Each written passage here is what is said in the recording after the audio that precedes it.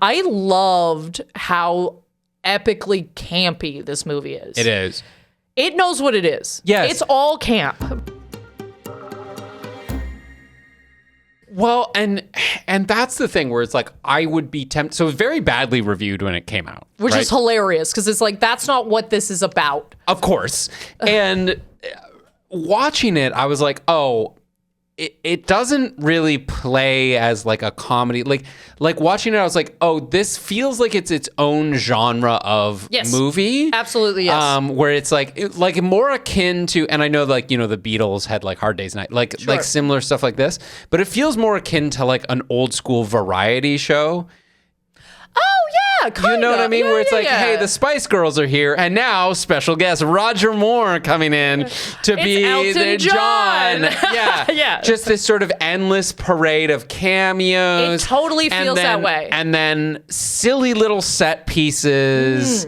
And then like now we're doing a musical number, and now we're dressed as army people. Yes. Doing this so it really does have a TV special feel. exactly A variety hour feel that's so spot on. So I don't feel like it's fair to judge this against like, say, How to Lose a Guy in 10 Days, or or like a scary movie or like a comedy of that time, because it's like, oh, it's a different beast. Yes, it's a totally different thing. I don't think you can put it in the same category. I completely agree with you that I liked watching it because I like that it felt like it knew what it was. The movie knew what the movie was, or the special, or however you want to qualify it. And yeah, I'm not going to put it up against like Dark Knight. Okay, it's not. That's not the vibe. No. Okay. And it's like frivolous by nature. yeah, and I like that. Sometimes you just want it. It felt like a little spa for my brain. You know what I mean? Like it just felt like my brain was relaxed the whole time. There are no big stakes here. Nothing like, you know what I mean? Yeah. Yeah. I know exactly what you mean. It's like they've got to get to their concert. Yes, that was the whole problem. It's like, and it's they like had to throw in like a pregnant friend to give them some sort of reason not to be there. Yeah. Yes, and I love that. Okay, I actually really ship this as something. If you like Spice Girls at all and you haven't seen this and you just want to put your feet up for an hour and a half, again, an hour and a half. Yeah. It knows that it's not supposed to be 2 hours. Yeah. It knows that. It knows it. Okay, and we're bringing in, like you said, a lot of fun cameos, some fun characters. Apparently it had to be rewritten a lot because so many people wanted to be in it. Hilarious. I love that. But this is the funnest bit of trivia I dug up while watching this, was like that.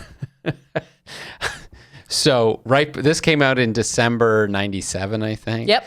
And they had to, right before it was released, they had to cut a reference to Princess Diana because she had very recently died. They also had to cut a reference to Gianni Versace because she had recently died.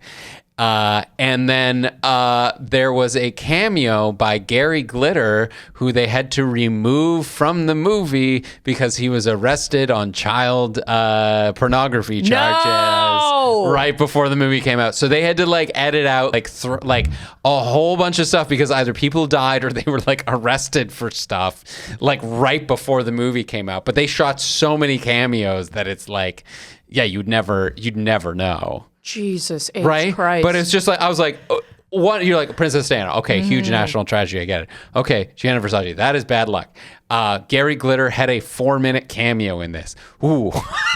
And you're like, thank God you edited all that out before you released the movie. Right. Like, thank God all that happened like right before you released the movie, and the final cut is this. But I was just like, yeah, I think it's better for it, you know? Well, have you heard that they're talking about removing Trump from Home Alone? Home Alone 2? Yeah. And it's being like supported or whatever, like just, you know what I mean? Just ship him out. And I'm kind of with you on that a little bit, where I go, it's not even the first one. Like, well, let's just all not watch Home Alone 2. Is this really high on people's list? Because I don't know. I haven't really watched it in a while. Maybe it is also a classic. I have no idea. But I'm like, yeah. It's not the first one, though. Like, that's, the first one's is the first one is a classic. You can watch it every Christmas. Incredible. It's all good. Yeah, and you'd be... Yeah. Anyway. Who knows?